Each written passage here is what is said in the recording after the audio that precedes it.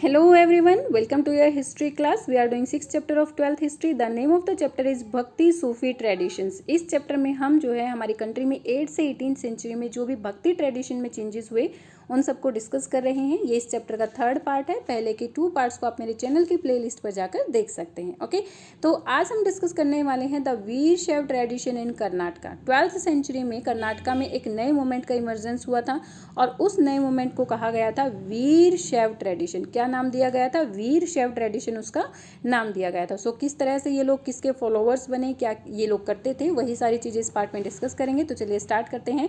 12th century में यहाँ पर एक नए मूवमेंट, कर्नाटका में एक नए मूवमेंट का इमरजेंस देखा गया था.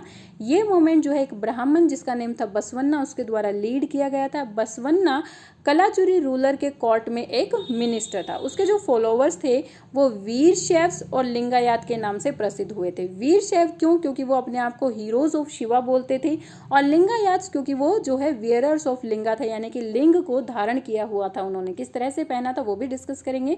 लिंगायत कम्युनिटी जो है वो आज भी उस रीजन में यानी कि कर्नाटका में आज की डेट पर भी एक इम्पॉर्टेंट कम्युनिटी के रूप में जानी जाती है. ये लोग शिव की पूजा जो है एक लिंग के रूप में करते हैं, और जो मैन जो होते हैं वो यूजुअली लिंग को धारण करते हैं. लिंग एक छोटा सा लिंग बनवाते हैं, उसको एक सिल्वर के केस में बंद करते हैं और फिर उसके अंदर धागा डालकर उसको लेफ्ट शोल्डर पर हमेशा रखते हैं. तो इस तरह से वो लोग लिंग को धारण करते हैं, और जो लोग लिंग को धारण करते हैं उनको लिंगायत कहा जाता है.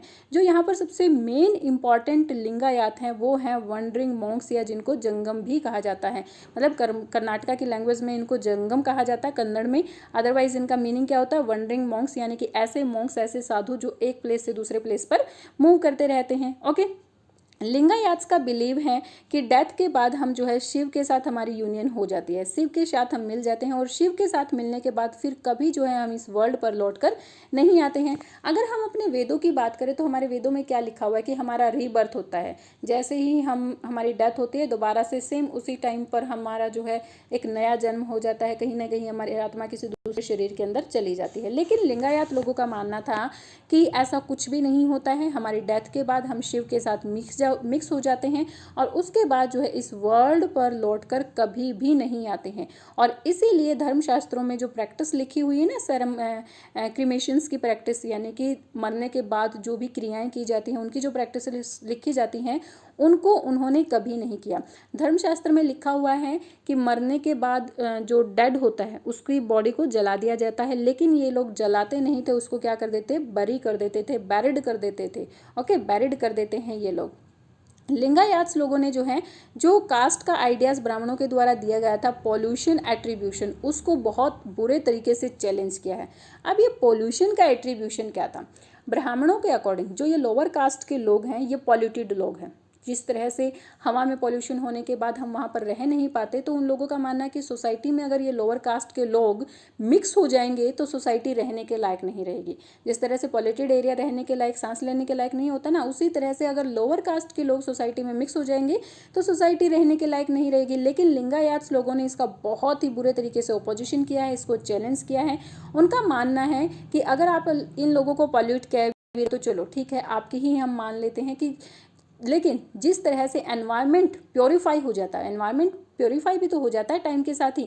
जैसे ही हवा चलती है, एयर चलती है, तो वो अपने साथ एनवायरनमेंट के अंदर जितना भी पोल्यूशन होता है उसको बाहर ले जाती है और एनवायरनमेंट को प्योरीफाई कर देती है.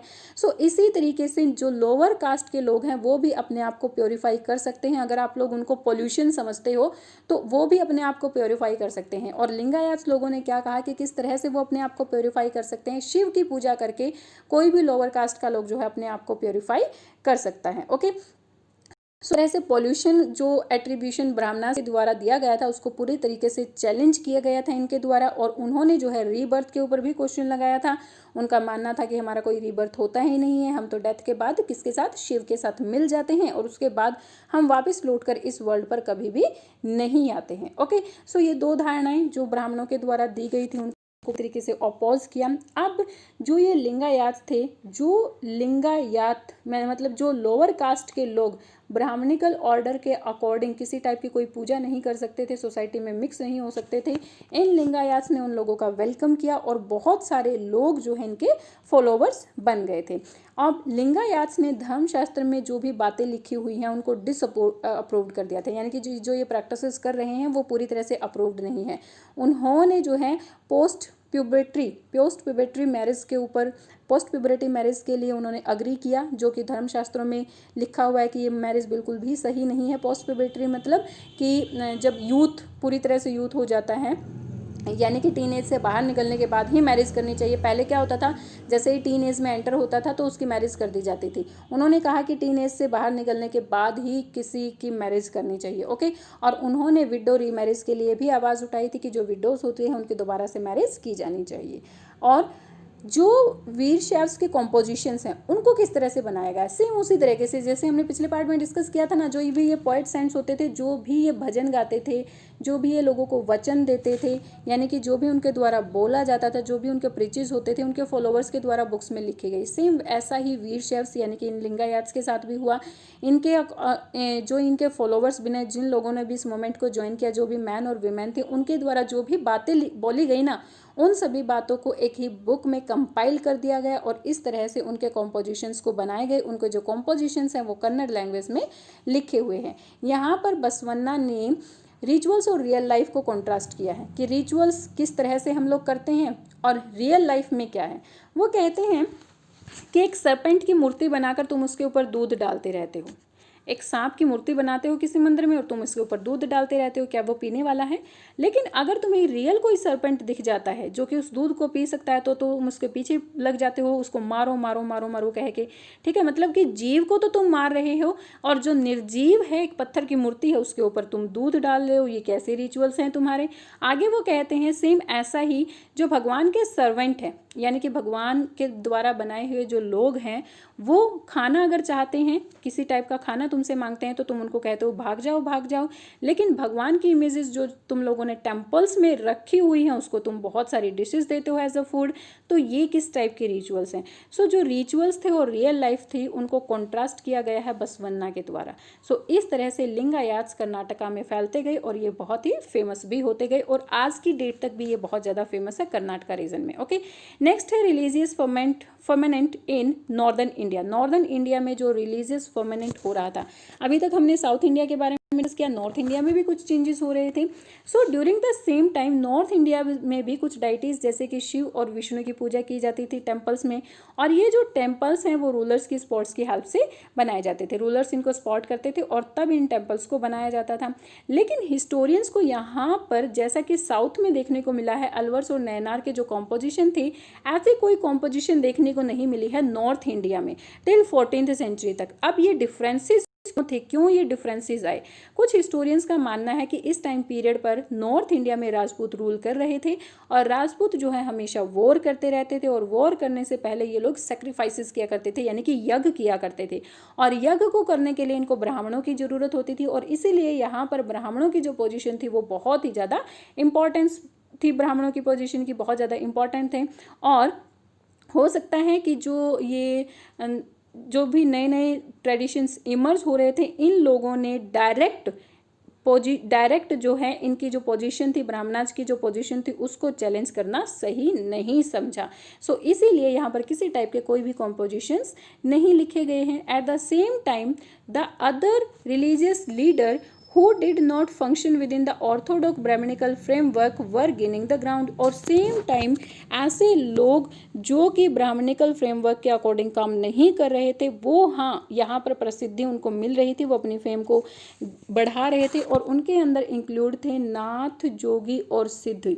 नाथ, जोगी और सिद्ध कौन होते थे? ये लोग सोसाइटी में नहीं रहते थे, ये लोग अपने घर बार को छोड़कर फॉरेस्ट की तरफ चले जाते थे और फॉरेस्ट में जो है ये तपस्या करते थे, साधु के रूप में यहाँ पर रहते थे, फॉरेस्ट में मिलने वाली चीज़ों को ही ये लोग यूज़ किया करते थे। सो इस तरह के लोग तो नॉर्थ इंडिया में इमर्ज हो रहे थे, लेकिन जो अलवर और नैनार्स और बसवन्ना के जो फॉलोअर्स वीर शैववाद थे, उनकी तरह से नॉर्थ इंडिया में कुछ भी इमर्ज नहीं हो रहा था। और बहुत सारे इनमें से जो थे वो थे आर्टिशंस।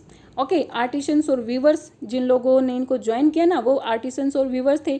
लेकिन जैसा ही हमारी कंट्री के साथ दूसरी कंट्रीज़ का टच होना शुरू हो गया, यानी कि ट्रेडिंग शुरू हो गई थी, तो जो आर्टिक क्राफ्ट्स थे और जो कपड़े की डिमांड थी हमारी कंट्री की वो बहुत ज़्यादा बढ़ गई थी, जिसकी वजह से इन लोगों ने दोबारा से अपने वर्क की तरफ ध्यान देना शुरू कर दिया था।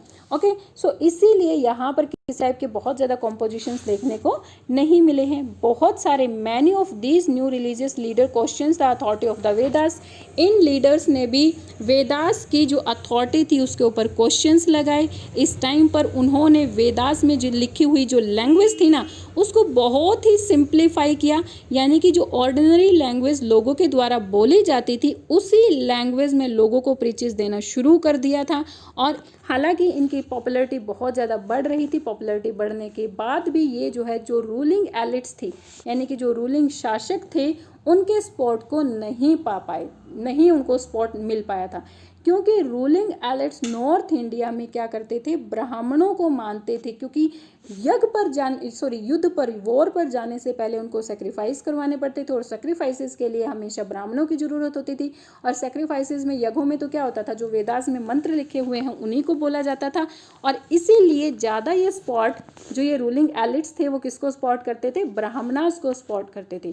शायद इसीलिए नॉर्थ इंडिया में ये जो भक्ति ट्रेडिशन थे वो साउथ इंडिया के कंपैरेटिवली बहुत कम फैले थे। Okay, A new element in this situation was coming of the Turks. अब एक और एलिमेंट यहाँ पर हुआ कि इस टाइम पीरियड पर तुर्क लोगों ने यहाँ पर आना शुरू कर दिया था और उन्होंने दिल्ली सल्तनत को एस्टेब्लिशमेंट कर लिया था। अब दिल्ली सल्तनत एस्टेब्लिशमेंट करने के बाद इन्होंने जो है भक्ति ट्रेडिशंस को नहीं, उन्होंने भक्ति ट्रेडिशंस के ऊपर फोकस नहीं किया। जो राजपूत स्टेट थे धीरे धीरे उनकी पावर कम होती जा रही थी और इसीलिए जो है ब्राह्मणास के साथ जो एसोसिएटेड किंग थे, वो उनकी किंगडम्स थे, उनकी भी पावर कम होती जा रही थी, ब्राह्मणास की पावर भी कम होती जा रही थी। और यहाँ पर मेनली जो कल्चर और रिलीजियस था वो चेंज होता जा रहा था और सूफिज़्म यहाँ पर बढ़ गई थी। सूफिज़्म के बारे में हम अपने सेक्शन 6 में पढ़ने वाले हैं कि सूफिज़्म क्या होता है, और सूफिज़्म जो है यहाँ का अब सिग्निफिकेंट पार्ट बन गया था, यानी कि सूफिज़्म ज़्यादा इमर्ज यहाँ पर इस टाइम पर हो रहा था। ओके, सो आज हम यहीं तक करने वाले हैं। आई होप आपको ये पार्ट बहुत अच्छे से क्लियर हो गया होगा। Please tell me in comment section, like and share my videos and subscribe my channel for new updates. Thank you. Bye bye. Keep learning.